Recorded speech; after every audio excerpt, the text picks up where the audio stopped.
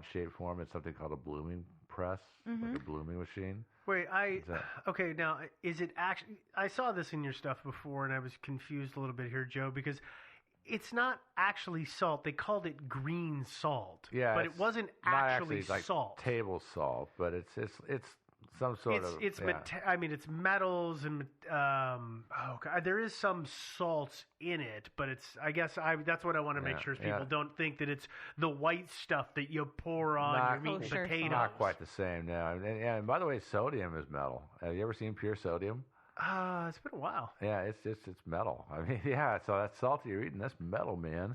That's okay, though. Your body needs minerals, so it's not a problem. Just not the heavy kind. Yeah, no.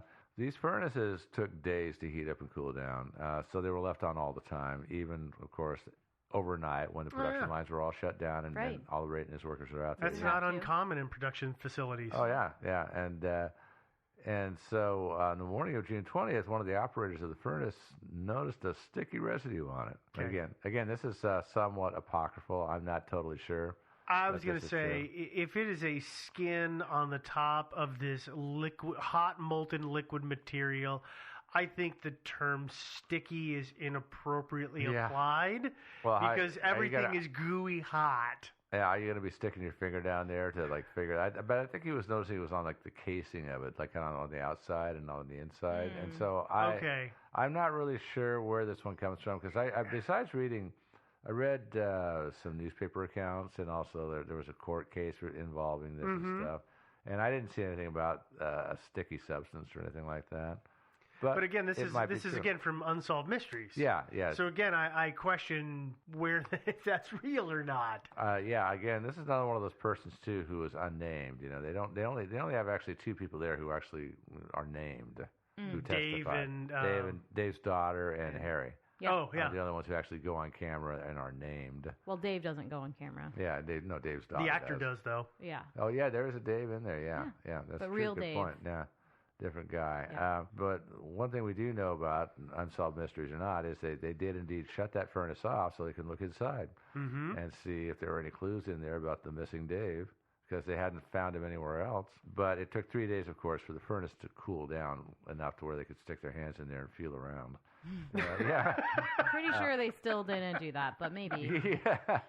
When they finally got around to poking around in the furnace, they did find stuff that shouldn't have been there. There was a set of keys, a steel toe from a work boot, part of an eyeglass frame, and Dave, of course, did wear glasses, pieces of a walkie-talkie, and a piece of stainless steel wire that had been looped together in 3 circles.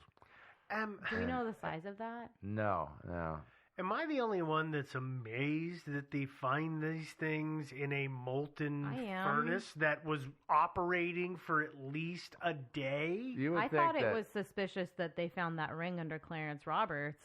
And that was just a fire and some gold. This is incredible to me. Well, actually, I checked out, because I was thinking, too, they found the keys, for example, and the keys were not totally undamaged, but I would have expected them to just be a little blob. Totally molted. Well, it turns out, the melting point of brass, which is what most keys are made of, is actually well above 1,200 degrees. Oh. Yeah, Fahrenheit. So this is like that Breaking Bad, when he's like, oh, I'm just going to stick all of this certain kind of thing in the tub because that's going to be stronger than the plastic that Mr. White told you. Did you not see?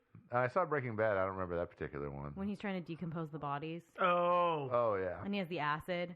And he's and like, I'm just going to stick it in the tub. Yeah, it's like that, right? Where you just logically in your brain, you're like, well, yeah, it's hot, so it melts metal. That's cool, but apparently not. Oh, it does, just not. Well, it's just not quite hot enough to do it. So the human bone, though, that actually also the human bone does not disintegrate either. It's it would be cooked enough to where it would be extremely brittle and where it would break up in a fragment very easily. Mm-hmm. But it doesn't actually. If you were to heat a human skeleton to that temperature, it would stay intact.